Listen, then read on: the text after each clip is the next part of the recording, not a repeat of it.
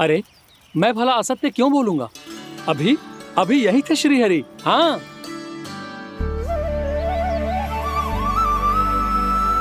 हाँ, जैसे श्री हरि को तो कोई कार्य है ही ना। वो तो आतुर होके बैठे रहते हैं, कब तुम हरि हरि बुलाओ और वो दौड़े चले आए। भगवान तो भक्तों के पास आने के लिए सदैव आतुर रहते हैं। बल्कि सत्य तो यह है कि भक्तों के मन में ही निवास करते हैं भगवान। भगवान तो भक्त के पास आने के लिए सदैव ही आतुर रहते हैं शंकरी मौसी। बल्कि सच्ची बात तो ये है कि भगवान हमारे मन में ही निवास करते हैं।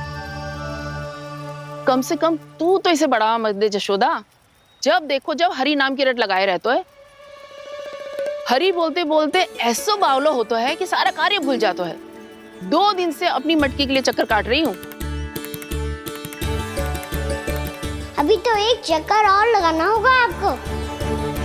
आपकी मटकी तैयार हो गई है, अभी लाता हूँ।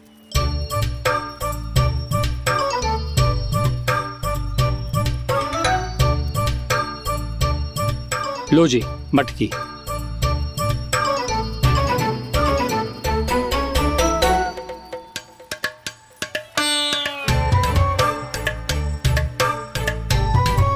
इस कच्चे मटके का क्या करूं मैं?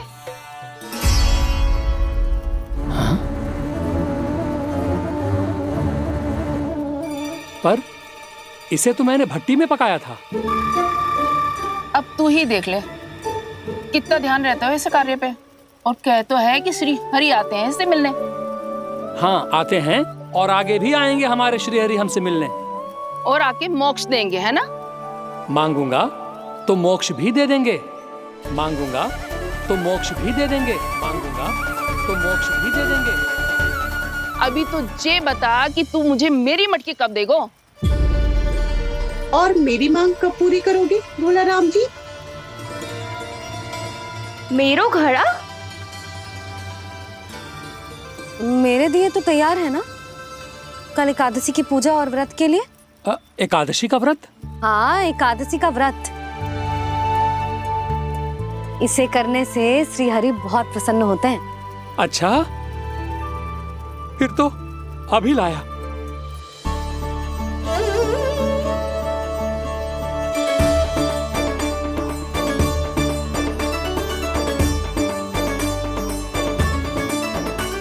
लो जी आपके दिए।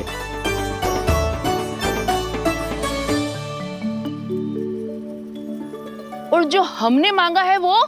बाकी सब शेष द्वादशी के दिन मिलेगा, क्योंकि कल मैं भी एकादशी का व्रत रखूंगा, क्योंकि कल मैं भी एकादशी का व्रत रखूंगा, क्योंकि कल मैं भी एकादशी का व्रत रखूंगा।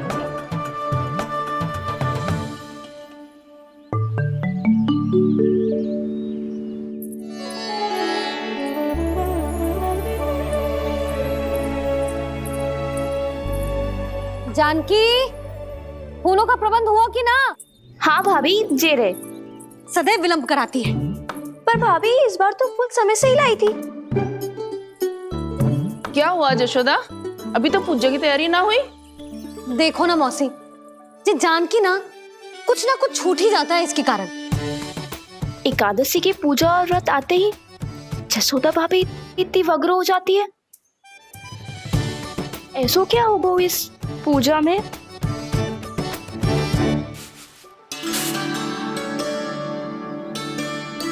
ये थाली में रोली चंदन रखने से, दिया जलाने से के होगो? आपको पता भी है एकादशी का व्रत क्यों रखते हैं? क्या महत्व है इसका? लो, जे तो मैं जसोमती रानी से पूछना भूल ही गया। पर हाँ भगवान, मेरे लिए इतना ही पर्याप्त है कि इस व्रत को रखने से मेरे श्रीहरि हमसे प्रसन्न हो जाएंगे।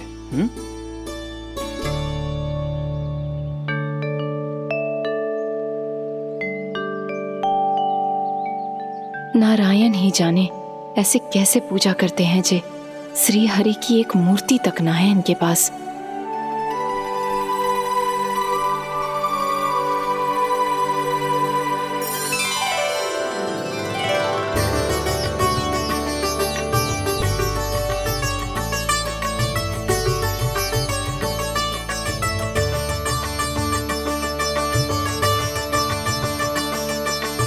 प्रभु, न तो मेरे पास मूर्ति है और ना तो इस व्रत के विधि विधान के बारे में मुझे जानकारी है और ना ही मुझे इसके महत्व के बारे में जानकारी है, पर फिर भी मैं करना चाहता हूं।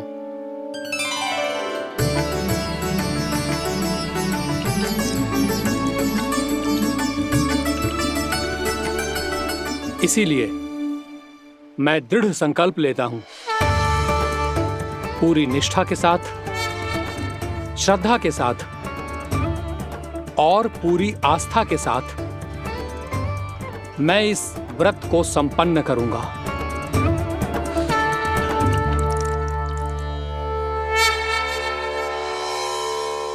हम संकल्प लेते हैं कि एकादशी के व्रत को पूरी निष्ठा के साथ संपन्न करेंगे।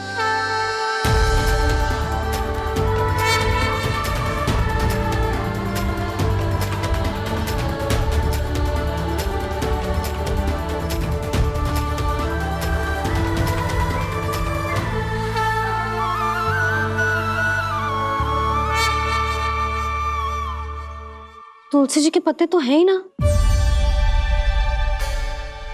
श्री नारायण को तुलसी जी के पत्ते के बिना भोग ना चढ़तो है।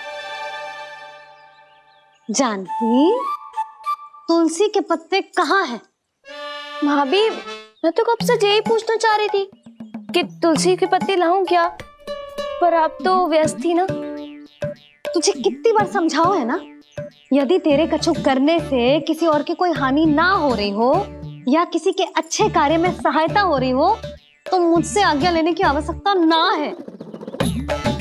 समझ गई भाभी, आगे से जाना उनको। ले अभी लेकर आती हूँ।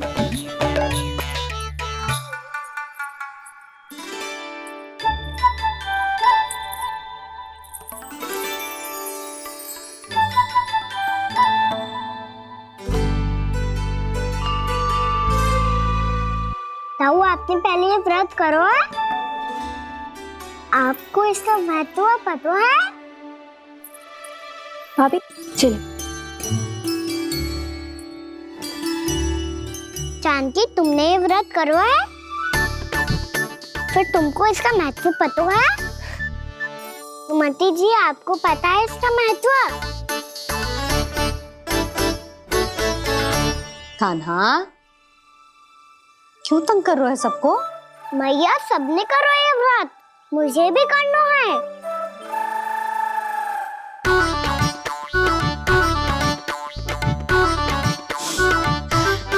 ये व्रत केवल बड़ों के लिए होती है लल्ला। जब आप ये व्रत कर सकती हो, बाबा कर सकते हैं, ये सारी गोपियां कर सकते हैं, वो भी कर सकते हैं, तो मैं क्यों ना कर सकता? क्योंकि तू कल तक भूखा ना रह पाएगा लल्ला। जब भक्त रह सकते हैं, फिर मैं क्यों नहीं रह सकता? मेरा अर्थ है कि नारायण के भक्त मैया। मैया, मान जाओ ना, मुझे करने दो ना ये व्रत। अपनी लल्ला पे आप विश्वास ना है आपको? विश्वास है। अच्छा ठीक है, तू भी कर ले।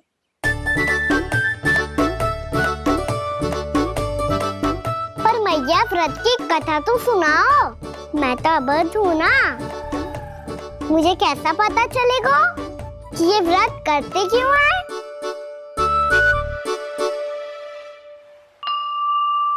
प्रभु, मुझ अबोध को कैसे पता चलेगा कि इस व्रत का क्या विधि विधान होता है और क्यों रखा जाता है और इसका महत्व क्या होता है? मुझे तो आप ही बता सकते हैं प्रभु। जब व्रत कर रहे हैं तब उसका महत्व भी पता होना चाहिए ना। बताओ ना मैया, क्यों रखते एकादशी का व्रत? इसके लिए तो तुझे एकादशी की कथा सुननी होगी। सुनेगो ना?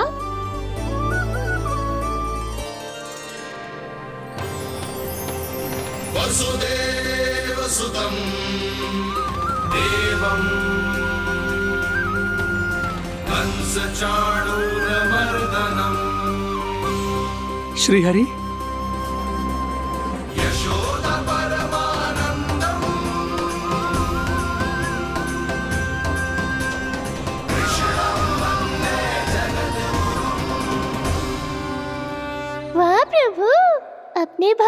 एकादशी व्रत का महत्व समझाने का अच्छा उपाय खोज निकाला है आपने।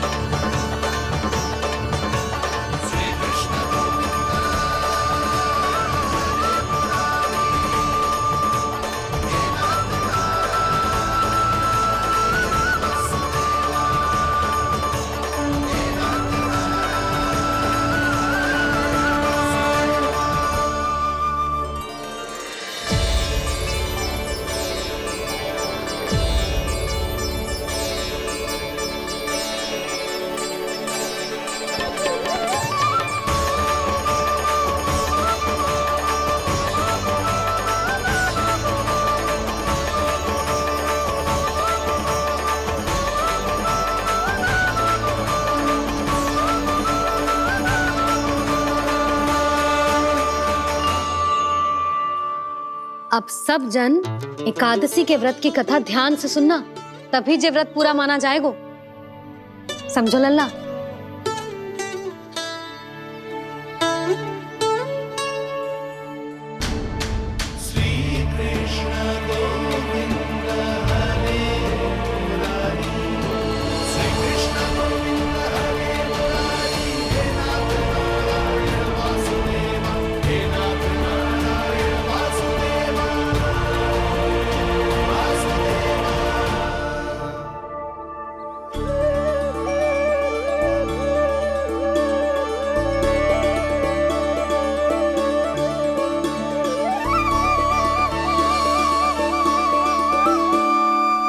सतयुग में चंद्रावती नाम के नगर में मूरा नाम का एक असुर राज्य करता था।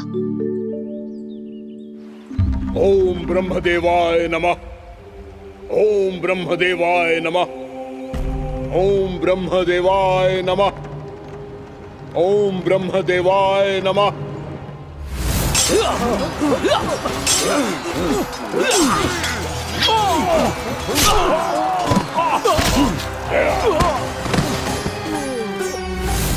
ओम ब्रह्मदेवाय नमः। ओम ब्रह्मदेवाय नमः। जब उसने देवताओं के हाथों असुरों की पराजय देखी, तब वो वरदान पाने के उद्देश्य से ब्रह्मा जी की तपस्या करने चला गया।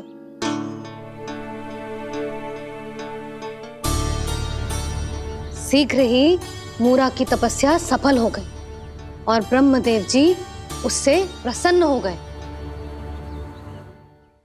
ओम ब्रह्मदेवाय नमः। ओम ब्रह्मदेवाय नमः। ओम ब्रह्मदेवाय नमः। ओम ब्रह्मदेवाय नमः। ओम ब्रह्मदेवाय नमः। ओम ब्रह्मदेवाय नमः। ओम ब्रह्मदेवाय नमः। ओम ब्रह्मदेवाय नमः। ओम ब्रह्मदेवाय नमः। मूरा, प्रणाम ब्रह्मदेव। तुम्हारी तपस्या सफल हुई। बोलो, तुम्हें क्या वर चाहिए? सृष्टि के रचयिता ब्रह्मदेव, कृपया मुझे ऐसा वरदान दीजिए जिसकी सहायता से मैं त्रिलोकी विजयी बन जाऊं और कोई देवता मुझे पराजित ना कर सके। यहां तक कि देवताओं के रक्षक, सृष्टि के संचालक भगवान श्री विष्णु के लिए भी मैं अपराजय रहूं। तथास्तु, तथास्तु, तथास्तु। प्रणाम ब्रह्मदेव।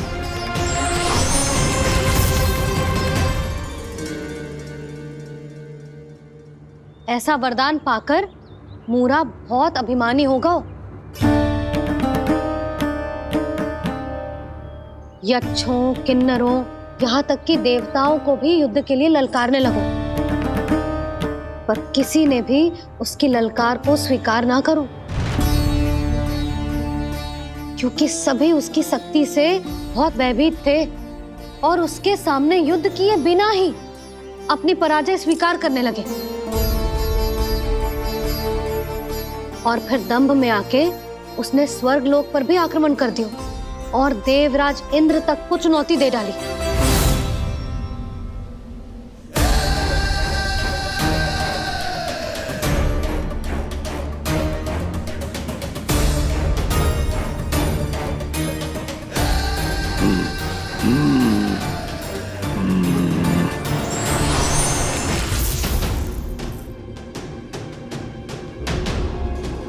मैं प्रतीक्षा कर रहा हूं देवराज, क्या उत्तर है तुम्हारा? मुझसे युद्ध करोगे या फिर बिना लड़े ही पराजय स्वीकार कर मेरे अधीन हो जाओगे और सौंप दोगे मुझे अपना ये स्वर्ग लोक? सारी शक्ति तुम्हारे मुख में है या कुछ बाहुबल भी है तुम्हारे पास? मैं तुम्हारी चुनौती स्वीकार करता हूं मूरा, मैं तुम्हारी चुनौती स्वीकार करता हूं मूरा।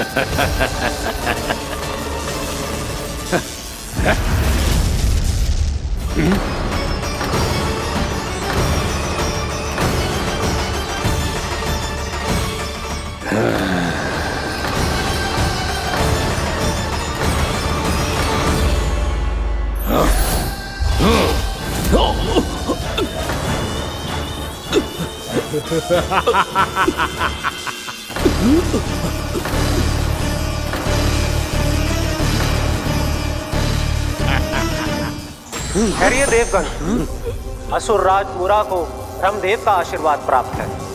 आप में से कोई भी इन्हें पराजित नहीं कर पाएगा।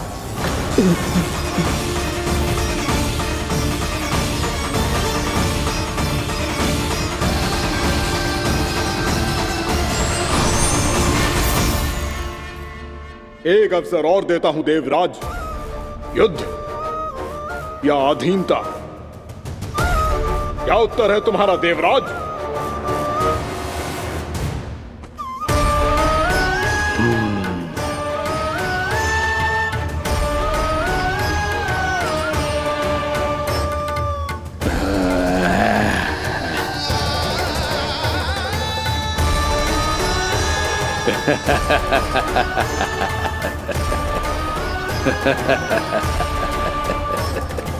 इंद्र और सभी देवताओं ने मूरा के आतंक में आके उससे भयभीत होके अपना सिंहासन छोड़ दियो।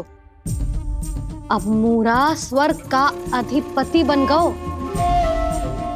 और शीघ्र ही उसने अन्य सभी असुरों को स्वर्ग में निवास करने के लिए आमंत्रित कर दियो। और इस प्रकार से वो धीरे धीरे तीनों लोकों का सम्राट बन गयो। उसे किसी ने रोका नहीं मैया। ना लल्ला, इतना साहस किसी में था ही ना। और फिर ये निश्चित करने के लिए कि भविष्य में किसी और असुर की मृत्यु ना हो, वो यमराज पे भी विजय प्राप्त करने के लिए यमलोक की ओर प्रस्थान कर दियो। वो तो अपने आप को और सभी असुरों को अमर बनाना चाहता था। पर देवता और यमराज भी उसकी ये योजना समझ गए थे।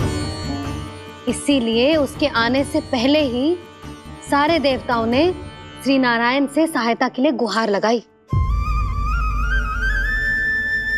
अब केवल आप ही कुछ कर सकते हैं प्रभु। अभी तो मूरा केवल त्रिलोक का स्वामी है, और यदि उसने यमलोक भी जीत लिया तो वो जीवन को ही नियंत्रित नहीं करेगा प्रभु, वो मृत्यु का भी स्वामी हो जाएगा।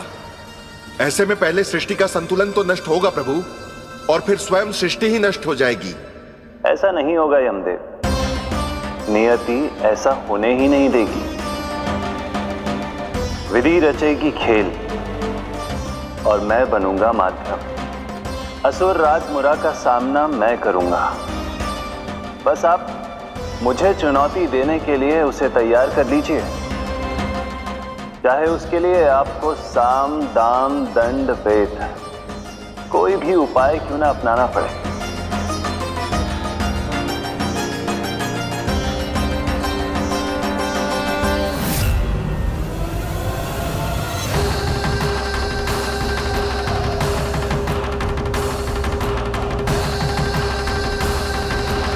आप तो मेरी प्रतीक्षा में पहले से ही खड़े हैं यमदेव।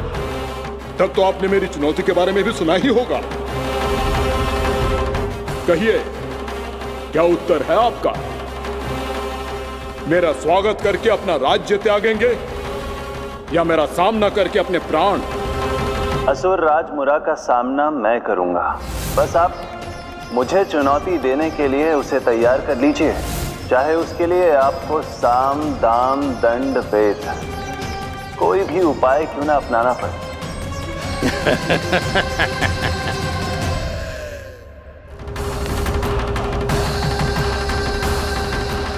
आप तो मेरी प्रतीक्षा में पहले से ही खड़े हैं यमदेव। तब तो आपने मेरी चुनौती के बारे में भी सुना ही होगा। कहिए, क्या उत्तर है आपका? मेरा स्वागत करके अपना राज्य त्यागेंगे या मेरा सामना करके अपने प्राण? हे असुर श्रेष्ठ, मैं आपकी अधीनता स्वीकार करने के लिए तैयार हूं। बस एक विनती है मेरी।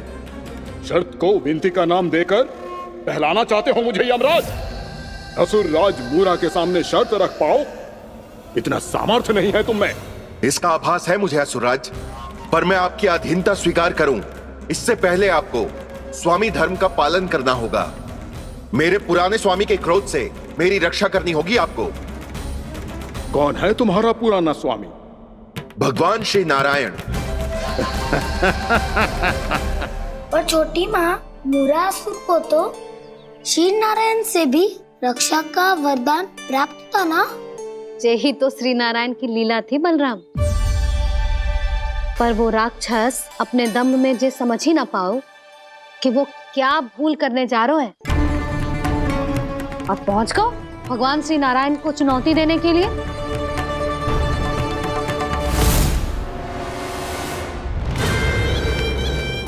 वहीं ठहर जाओ असुर राज मुरा।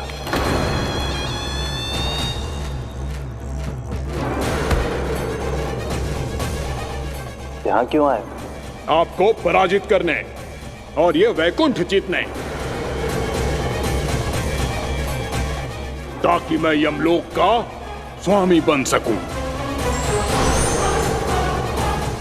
फिर आओ, युद्ध भूमि में मेरा सामना करो।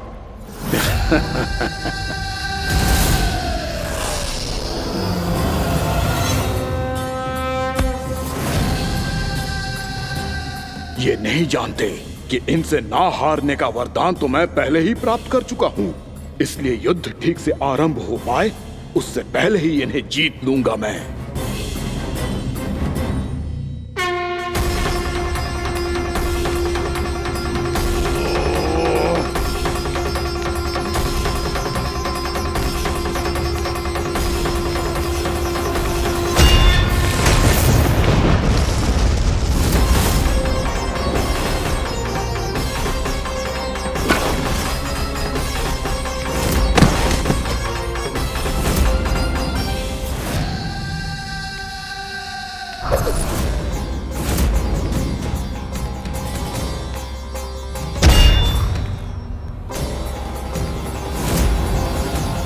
और इस प्रकार जे युद्ध वर्षों वर्षों तक चलता रहो।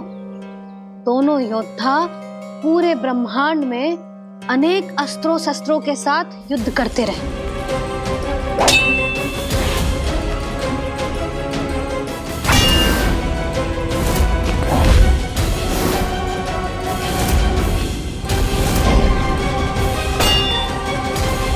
फिर क्या हुआ मैया?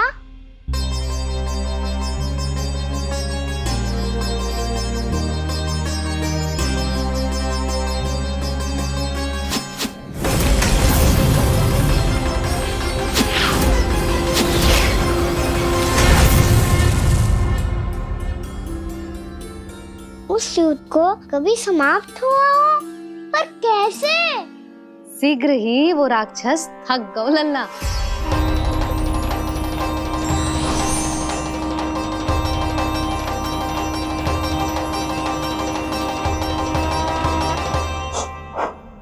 खड़े खड़े देख क्या रहे हैं नारायण? आक्रमण कीजिए, वध कर दीजिए मेरा।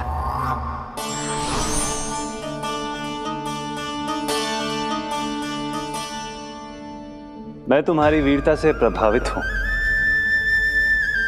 इसीलिए इतनी थकान की स्थिति में मैं तुम जैसे वीर पर आक्रमण नहीं करूंगा। जाओ, विश्राम करो। यदि फिर से युद्ध करने की इच्छा हो तो तुम्हारा स्वागत होगा।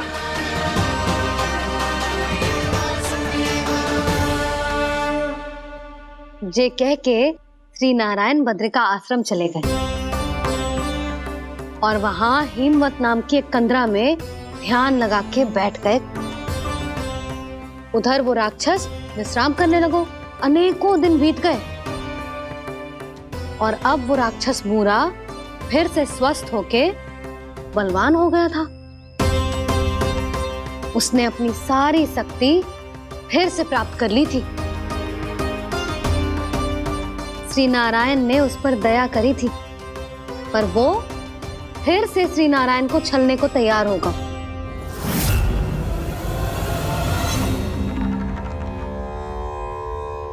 ध्यान में बैठे बैठे श्री नारायण योग निद्रा में चले गए, पर दुष्ट मूरा इसी अवसर का लाभ उठा के उनकी कंदरा में घुस आयो ताकि वो सोते हुए श्री नारायण पे आक्रमण कर सके।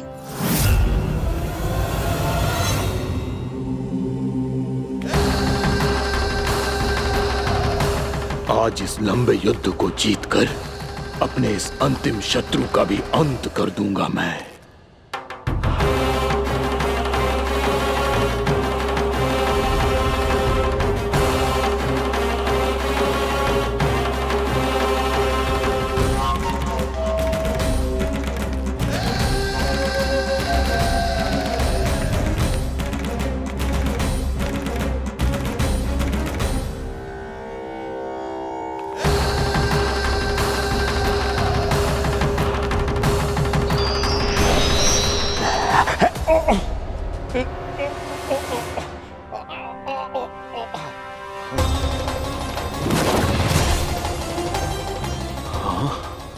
दुष्ट राक्षस, प्रभु ने तुझ पर दया की, तुझे संभलने का अवसर दिया। तू इन्हीं पर ही छल से वार करने चला है।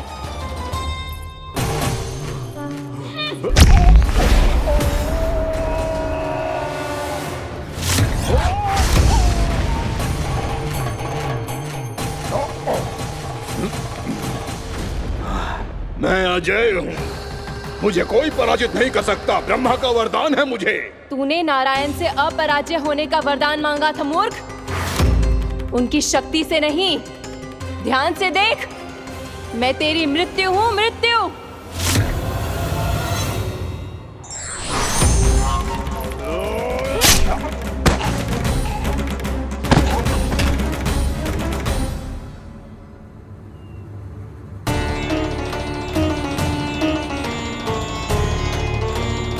वो देवी कौन थी छोटी माँ? और कौन बलराम, वो ही तो थी देवी एकादशी।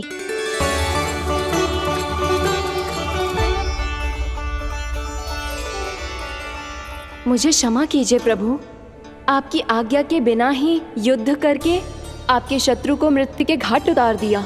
क्षमा नहीं, आपकी तो प्रशंसा होनी चाहिए देवी। असुर राज को मारकर आपने सभी देवताओं को मुक्त करवाया है। इस पापी के अहंकार से तीनों लोकों की रक्षा की है आपने। आप एकादशी की तिथि पर मेरी एकादश इंद्रियों से उत्पन्न हुई हैं। इसीलिए मेरे सभी भक्त आपको उत्पन्न एकादशी के नाम से जानेंगे। सभी तिथियों में आपका स्थान सर्वश्रेष्ठ होगा। जिस तरह आपने राक्षस के आक्रमण से मेरी रक्षा की है, उसी प्रकार एकादशी के दिन व्रत करके जो भी भक्त आपकी कथा सुनेगा, मैं स्वयं उसकी रक्षा करूंगा। जो आपकी पूजा करेगा उसे मेरी विशेष कृपा प्राप्त होगी और उसके साथ साथ उसे मिलेगा धन, सिद्धि और मोक्ष।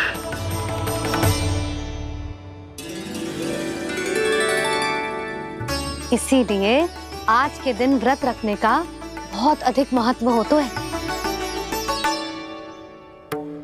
बोलो एकादशी मैया की जय। बोलो श्री नारायण भगवान की जय।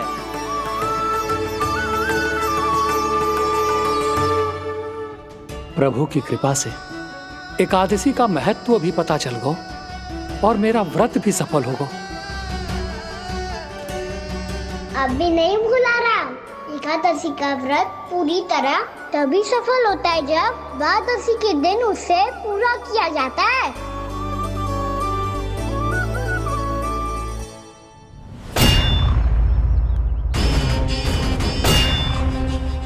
आवश्यक है आपको यह आभास होना कि उस विष्णु अवतार को पराजित करने के लिए आपके साधारण योद्धाओं में वो सामर्थ्य नहीं है। वो विष्णु अवतार कुछ अधिक ही असाधारण है।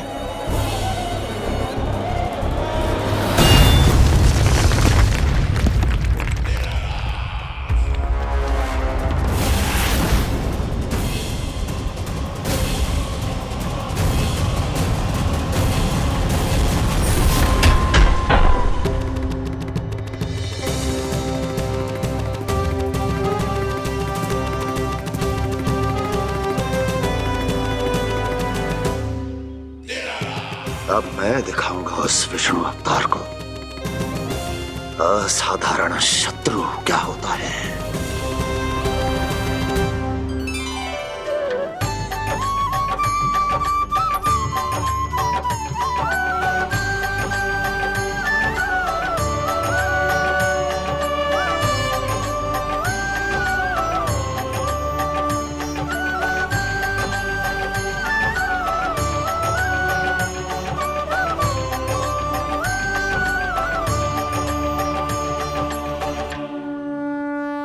मामा अधीर हो रहे हैं, पर मैया ने मुझे अभी तक बाहर जाने की आज्ञा नहीं दी है। अभी उन्हें किसी और राक्षस को यहाँ भेजने से रोकने के लिए मुझे ही कुछ करना होगा।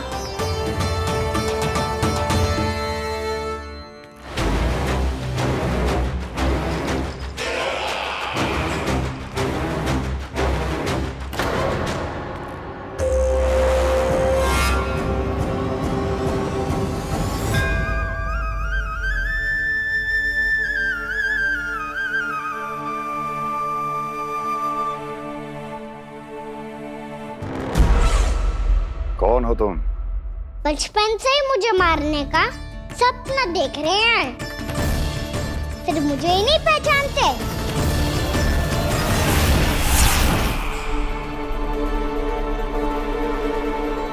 बचपन से विष्णु अवतार। कोई गाना बुलाता है तो कोई मुरलीधर पुकारता है, कोई माखन चोर कहता है, कोई कहता है चिच्चोर।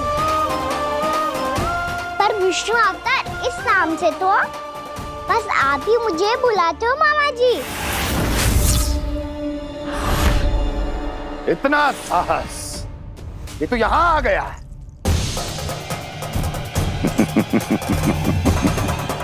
यहाँ आ तो गया तू विष्णु अवतार, किंतु यहाँ से जीवित नहीं जाएगा।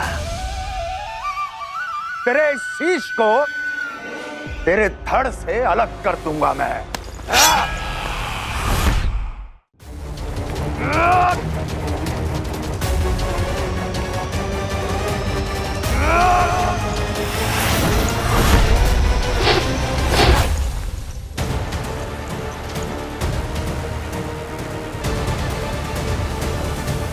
वहाँ कहाँ देख रहे हो मामा जी? मैं तैयार हूँ।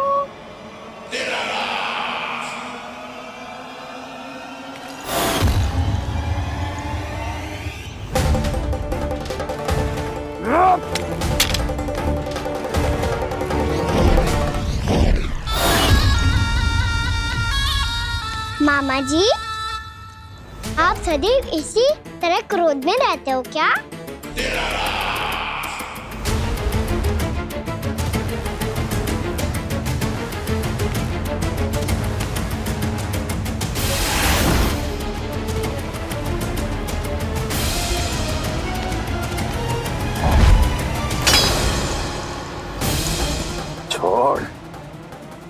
मेरी तलवार को। छोड़ो तो तब जब पकड़ा हूँ।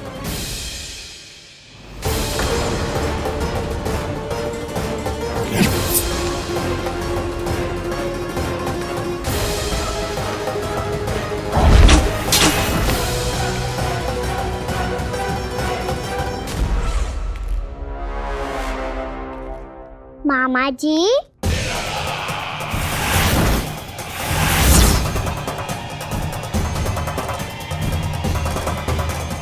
आप थक गए होंगे, थोड़ा विश्राम कर लो। आपका तो पता नहीं, मैं अवश्य थक गया हूँ।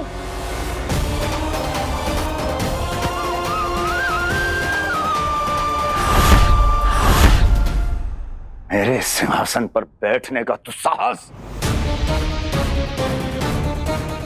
अभी तो बस अभ्यास कर रहा था मामा जी। भविष्य में मुझे तो बैठना है यहाँ। आपने बल प्रयोग करके से अपने पिताजी से छीना था। मैं आपसे छीन लूंगा।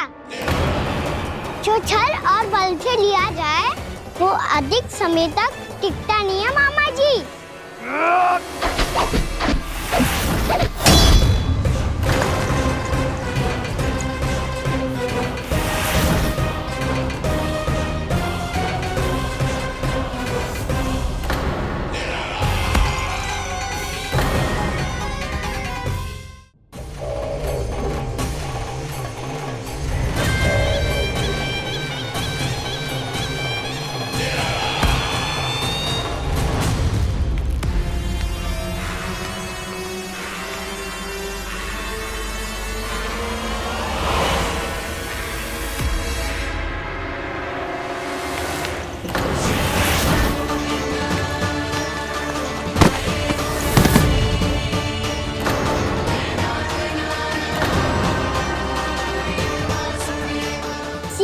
आपको ये सिंहासन छोड़ना होगा।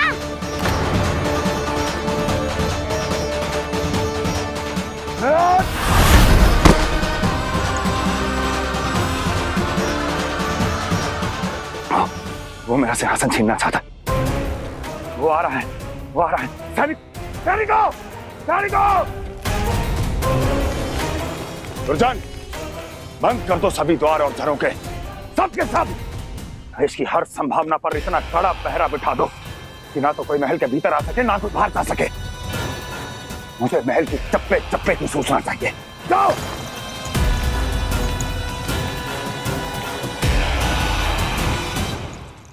सिंहासन।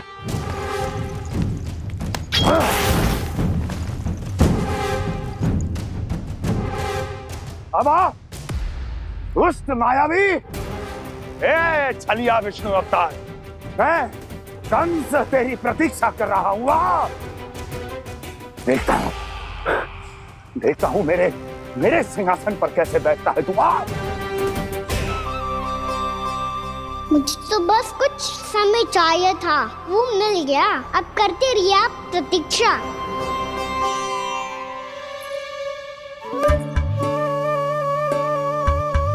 जी अपने आप से बातें क्यों कर रहे हो जी?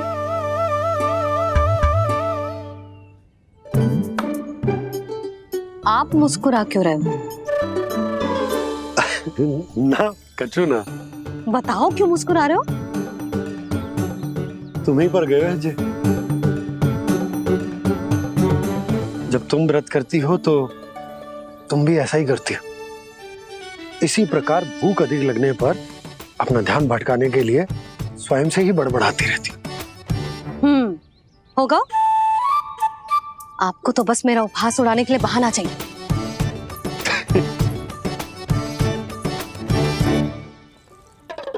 नन्ना, भूख लगी है? ना मैया, व्रत करे तो भूख कैसे लगेगी?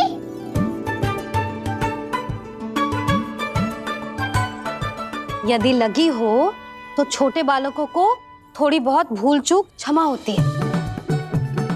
कछु ना तो फल तो तू खा ही सकते है। अब तो पूरे नियम और विधि विधान से व्रत तोड़ूंगा। कल द्वादशी के सुबह मुहूर्त के अनुसार। ठीक।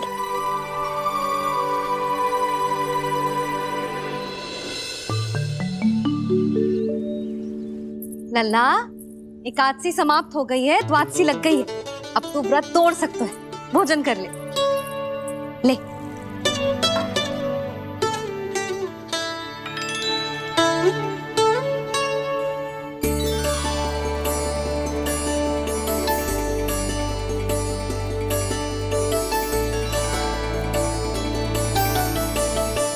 आज तो कार्य कर लीजिएगा। मैं ना चाहती कि सब गांव वाले फिर से आपका उपहास उड़ाएं। अरे इसी क्षण कार्य आरंभ करना आवश्यक ना है, कुछ खा तो लो। कल भी पूरे दिन व्रत में रहे, अब तो कुछ खा लो। ना ना, अभी बिल्कुल भूख ना है। और हाँ भगवान, तुम्हें चिंता करने की आवश्यकता नहीं है। आज मैं किसी को भी 2 शब्द कहने का अवसर नहीं दूंगा। अरे कुछ खाओगे पियोगे नहीं तो कैसे रहोगे?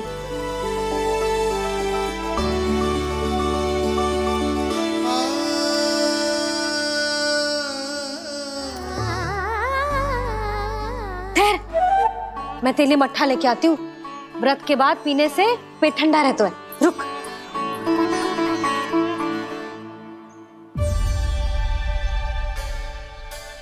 भक्तों ने अभी तक व्रत नहीं तोड़ा है, मैं कैसे तोड़ लूं? भूख कहाँ से होगी? श्री हरि नाम से पेट तो भर लेते हो।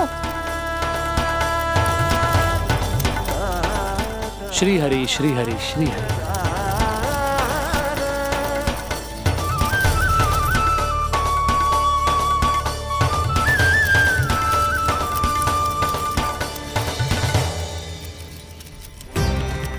हरि हरि प्रभु हरि, हरि हरि प्रभु हरि, हरि हरि प्रभु हरि, हरि हरि प्रभु हरि। कल से अन्न का एक दाना ना गो है पेट में।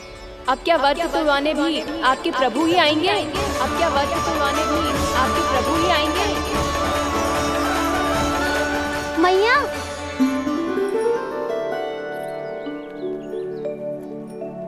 मैया पहले व्रत तोड़ के कच्चू खा तो लो। अभी ना, लौट के आने के बाद। हाँ,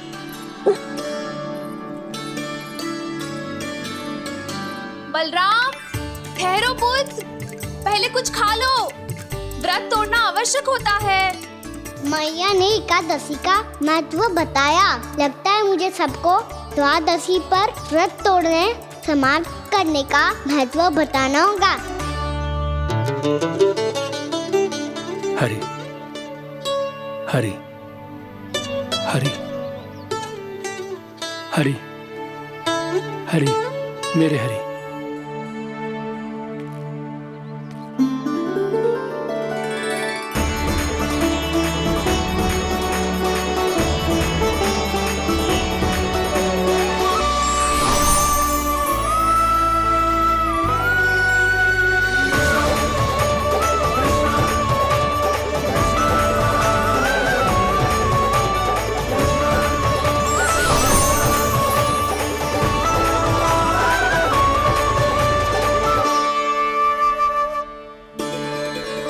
अभी अभी तो मैंने बच्चों की माँ को वचन दिया था कि आज किसी को शिकायत करने का अवसर ना दूंगा, और अब मैं प्रभु श्री हरि की कल्पना जसोमती रानी के लल्ला में ही करने लगा। ना ना, ये ठीक ना है।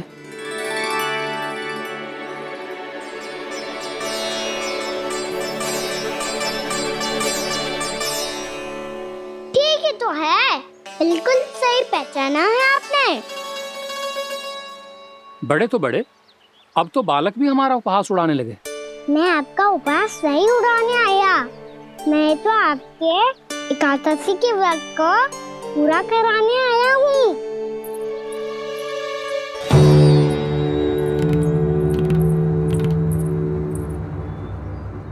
कान्हा,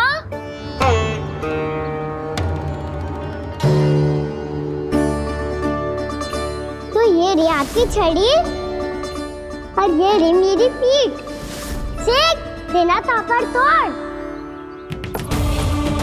आज तो इसकी पीठ सेक के रहूंगी मैं। मैया घर पे भूखी मुझे ढूंढ रही होगी।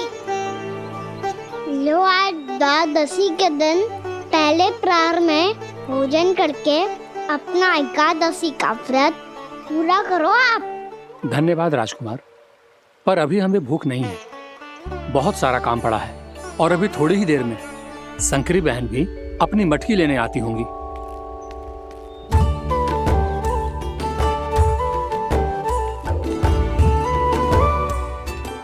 पर मैं आपका व्रत पूरा कराए बिना नहीं जा सकता। भला क्यों? भक्त भूखा रहे और भगवान खा ले, ऐसा हो सकता है भला?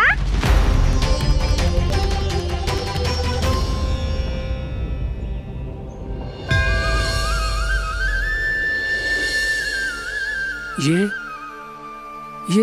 कैसा भ्रम हो रहा है मुझे? मुझे लगता है अपना काम करना चाहिए। एकादशी के पहले प्रार में व्रत पूरा करना बहुत आवश्यक होता है, ना तो एकादशी का व्रत भी पूरा ना मानो जातो। इतनी सारी ज्ञान की बातें तुम्हें कैसे पता है लल्ला?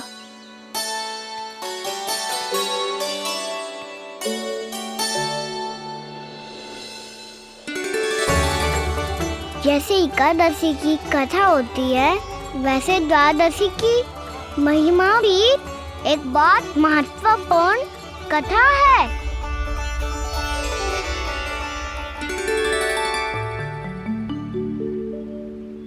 कैसी कथा?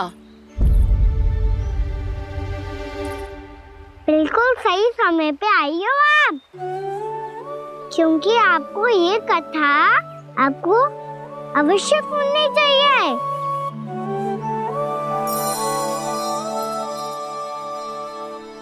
मुझे क्यों? पहले सुन तो लियो, फिर स्वयं ही पता चल जाएगा। बहुत समय पहले एक राजा हुआ करते थे, राजा अम्बरीश।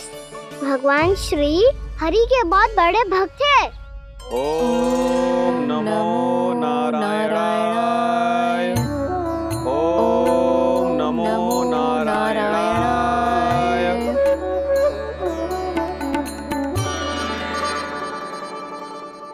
नेक पुण्य के काम करते थे वो। अपनी पत्नी के साथ हरि का नाम जपते रहते थे। उन्होंने 12 माह एकादशी का व्रत करो निर्जल पास किया, और जब उनकी 12वीं एकादशी का व्रत द्वादशी के दिन तोड़ने का समय हुआ, तभी महर्षि दुर्वासा अपनी 100 शिष्यों के साथ उनके महल में पधारे। प्रणाम स्वीकार करें महर्षि। आप जैसे महान ऋषि मेरे राज्यसभा में आए, वो भी ऐसे अवसर पर जब मैं और मेरी पत्नी निरंतर 12 एकादशियों के बाद अंतिम एकादशी का व्रत तोड़ेंगे। इससे बड़े सौभाग्य की क्या बात हो सकती है हमारे लिए? आज आपके साथ साथ मेरा और मेरे शिष्यों का एकादशी व्रत भी पूरा होगा। संभव है प्रभु की इच्छा यही हो कि हम सब अपना व्रत एक साथ तोड़ें। ये तो अत्यधिक प्रसन्नता की बात है महर्षि। तो फिर ठीक है, हम सब यात्रा से थके हैं। व्रत तोड़ने से पहले हम स्नान करना चाहते हैं। जैसी आपकी इच्छा महर्षि। जब तक आप लोग लौटेंगे तब तक आपके सारे प्रबंध यहाँ हो चुके होंगे।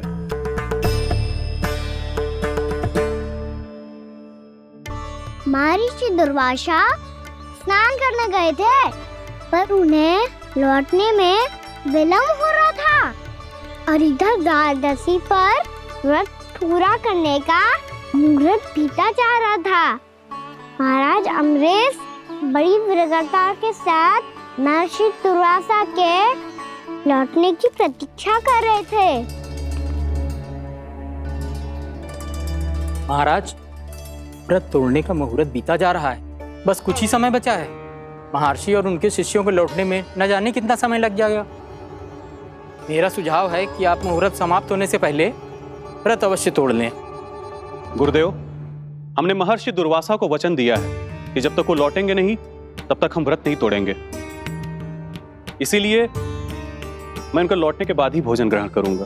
पर महाराज, मुहूर्त यदि बीत गया और समय रहते हो नहीं आए तो महाराज आपका व्रत पूरा नहीं होगा। महाराज, आपको उसका फल नहीं मिलेगा। महाराज, 12 एकादशियों का व्रत व्यर्थ चला जाएगा। किंतु गुरुदेव, यदि मैंने भोजन कर लिया तो ये तो अतिथियों का अपमान होगा। आप उचित कह रहे हैं महाराज। भोजन के लिए उनकी प्रतीक्षा अवश्य कीजिए महाराज, पर मुहूर्त रहते हुए एक तुलसी का पत्ता और जल ग्रहण कर लीजिए।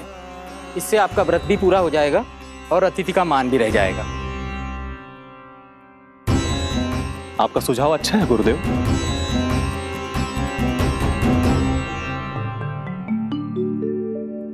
जैसे ही महाराज ने तुलसी का पत्ता खायो,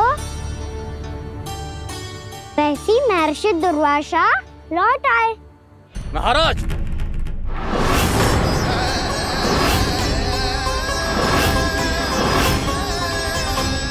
महाराज को उपास तोड़ते देखते बहुत क्रोधित हो गए।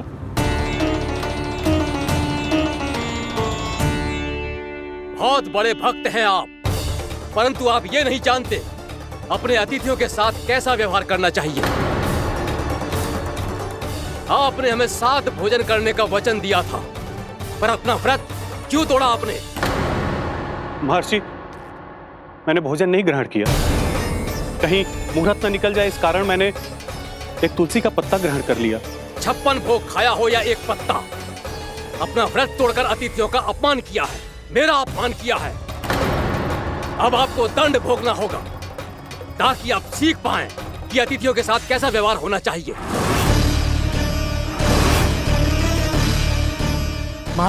महर्षि, आप जो भी दंड मुझे देंगे मुझे स्वीकार है, किंतु आप क्रोधित मत होइए। क्रोध का कारण आपने दिया है महाराज। एक महर्षि का अपमान करके राक्षसी प्रवृत्ति का परिचय दिया है आपने,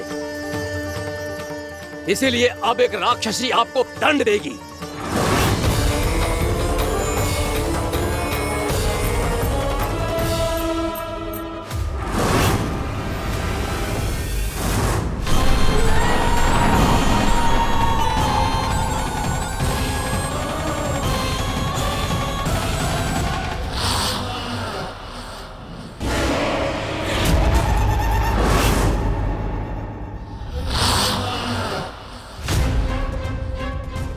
हे प्रभु, यदि मैंने सच में महर्षि का अपमान करने की भूल की हो तो मैं उसका परिणाम भोगने के लिए प्रस्तुत हूं। ओम नमो नारायणाय, ओम नमो नारायणाय नमः।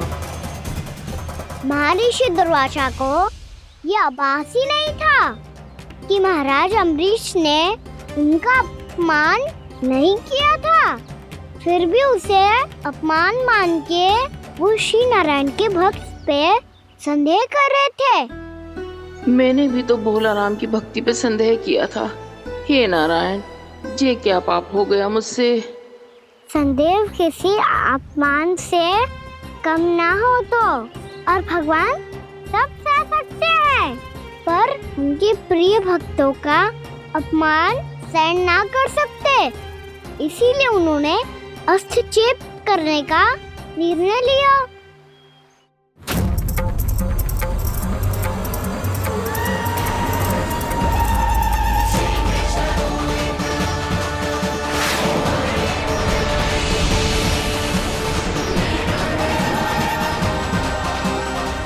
ओम नमो नारायणाय।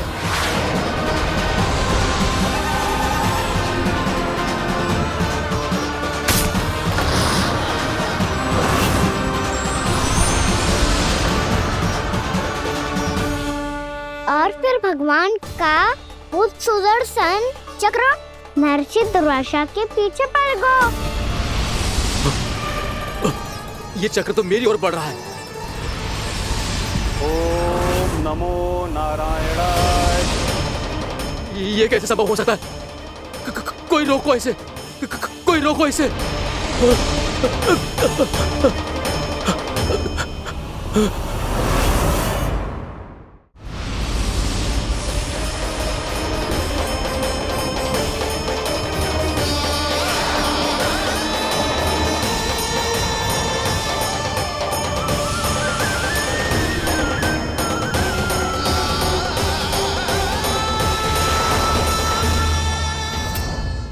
चक्र से अपने प्राण जैसे तैसे बचाते बचाते महर्षि दुर्वासा ब्रह्मा लोग जहाँ पहुँचे।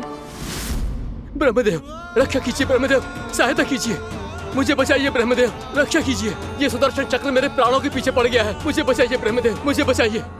महर्षि, मैं चाहकर भी आपकी सहायता नहीं कर सकता।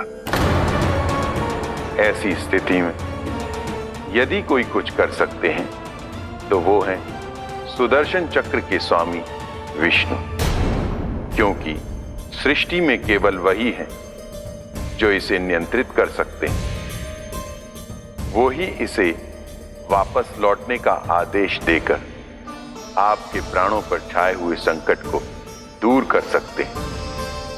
किंतु हां, मैं सुदर्शन चक्र से इतना अवश्य कहूंगा कि जब तक आप विष्णु लोक में पहुंच नहीं जाते, वो आपको किसी भी प्रकार की हानि ना पहुंचाए।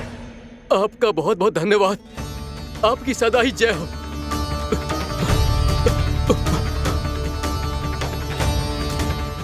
फिर क्या था? भागते भागते महर्षि दुर्वासा सीधे भगवान श्री हरि के शरण में बैकुंठ पहुंच गए।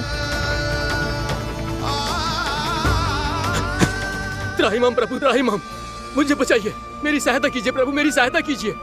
मैं आपके इस चक्र और ऊर्जा से नहीं भाग सकता प्रभु, कृपया करके अपने सुदर्शन को रोकिए, इसे वापस लीजिए प्रभु। यह असंभव है महर्षि। एक बार सुदर्शन चक्र मेरे हाथों से छूट जाए तो अपना उद्देश्य पूरा किए बिना, मेरे भक्तों की रक्षा किए बिना वापस नहीं लौटता। कोई तो उपाय होगा प्रभु, कृपया करके मेरे प्राण बचाइए प्रभु। मैं सुदर्शन की ऊर्जा से जलकर भस्म नहीं होना चाहता प्रभु। आप जो कहेंगे मैं करूंगा प्रभु, मेरी सहायता कीजिए प्रभु, मेरी सहायता कीजिए। एक उपाय है, किंतु मुझे नहीं लगता कि आप वो कर पाएंगे। मैं अवश्य करूंगा, मैं अपनी प्राण रक्षा के लिए कुछ भी करूंगा प्रभु।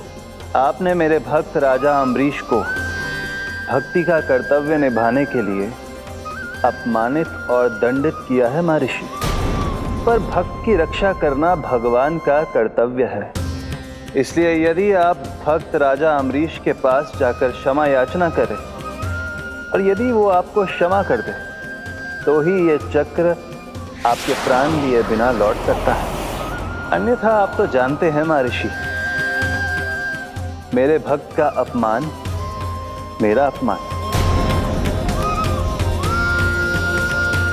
भक्त का अपमान भगवान के अपमान से कम ना हो तो है। महर्षि दुर्वासा को भी ये बात समझ आई और फिर उन्होंने महाराज अम्बरीश से क्षमा याचना की। महाराज महाराज महाराज महाराज महाराज, मुझे क्षमा करें महाराज, मुझसे बहुत बड़ी भूल हो गई महाराज, मुझसे बहुत बड़ी भूल हो गई महाराज। महर्षि, आप हमारे चरण छुए ये उचित नहीं। महाराज, महाराज अम्बरीश, आप नारायण के सच्चे भक्त हैं। मैंने आपको अपमानित किया, दंडित करने का प्रयास किया महाराज। इस अपराध के लिए मुझे क्षमा कीजिए महाराज, और इस सुदर्शन चक्र से मेरे प्राण बचाइए महाराज।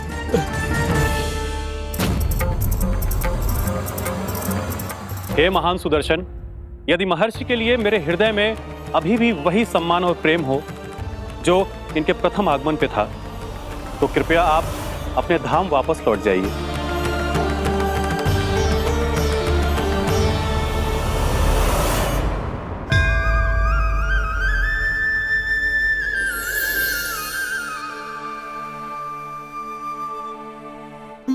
आपका बहुत बहुत धन्यवाद महाराज अम्बरीश। मैं आपको आशीर्वाद देता हूं कि आप देवराज इंद्र के समान शक्तिशाली हों। आपकी कीर्ति का पताका 10 दिशाओं में फहराए। मेरी बस एक ही इच्छा है महर्षि, कि मैं आपके साथ अपना उपवास तोड़ सकूं। अवश्य महाराज, हम सब भोजन आपके साथ करेंगे और अपने आप को नारायण की सेवा में अर्पित करके व्रत को पूरा करेंगे, क्योंकि आज जो यहाँ हुआ है उससे सिद्ध हो चुका है कि एकादशी व्रत का फल द्वादशी की सुबह भोजन करने से ही प्राप्त होता है। इस कथा से हमें पता चलता है कि सभी को द्वादशी के सुबह हर पेट भोजन करके एकादशी का व्रत पूरा करना चाहिए। और दूसरी बात, भगवान की सच्ची भक्ति अपमान कभी ना करना चाहिए। उनके साथ सदैव प्रेम से व्यवहार करना चाहिए। यही भगवान को सबसे अधिक प्रिय है। भैया भोला राम, मैंने भी श्री हरि पे तुम्हारे विश्वास का उपहास उड़ाया था, मुझे क्षमा कर दो। ना ना, आप क्षमा मांगकर मुझे लज्जित मत करो, आप तो मेरी बहन जैसी हैं। जब महर्षि दुर्वासा जैसे महान ऋषि को भी प्रभु के भक्त से क्षमा मांगनी पड़ी, तो मैं तो बहुत ही तुच्छ हूँ। मुझे आपकी किसी भी बात का बुरा ना लगा। पर पता है प्रभु को कौन सी बात कब बुरा रखता है? कौन सी बात? जब उनका भक्त भूखा रहे, हमें भी अपना व्रत पूरा ना करे।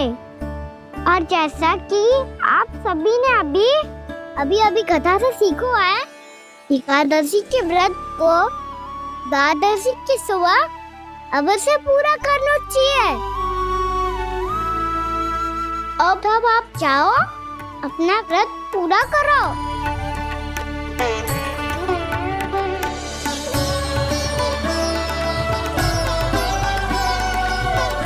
मैं आपके लिए जल लेके आती हूँ।